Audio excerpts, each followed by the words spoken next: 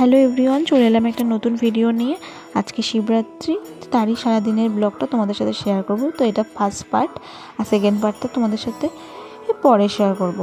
তো দেখো, সকালবেলা আমি চান টান করে রেডি হয়ে চলে এসেছি, ফল নিয়ে বসে পড়েছি। ফলটাকে সুন্দর করে ধুয়ে প্লেটে সাজিয়ে নিয়েছি, আর একটাকে আমি ফুলটাকে সুন্দর করে সাজিয়ে নিয়েছি। এইবার যেহেতু শিবরাত্রি দুদিন পড়েছে, আর আমি উপোস করেছিলাম সোমবার দিন সকালে।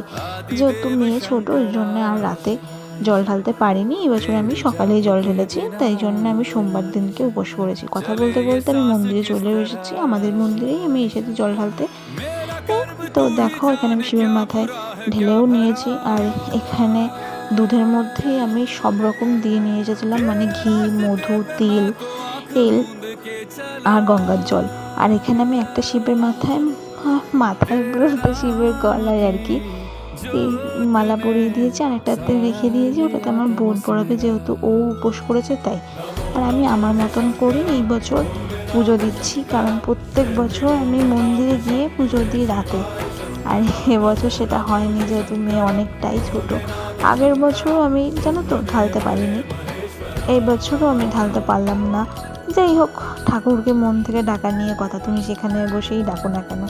আর বাড়িতে যখন শিব আছেই, তখন আর কি বলবো, মন্দিরে না গেলেও হয়, যেতে পারলে ভালো হতো।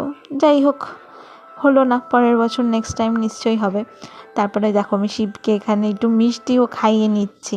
আর এবছর আমার কি মনে হলো যে একটু ফল কেটে সাজিয়ে দেব, তাই আমি একটু ফল কেটে সুন্দর করে সাজিয়ে নিয়েছি। তারপরে ভাবলাম, ফল যখন কেটে সুন্দর করে সাজিয়ে নিয়েছি, কেননা জায়গাটাও একটু সুন্দর করে সাজানো যাক।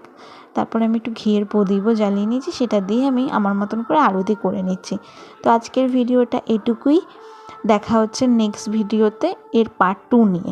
মানে আমি সারাদিন কী খেলাম তারই সেই ভিডিও নিয়েই আসছি পরে। তো টাটা, বাই বাই।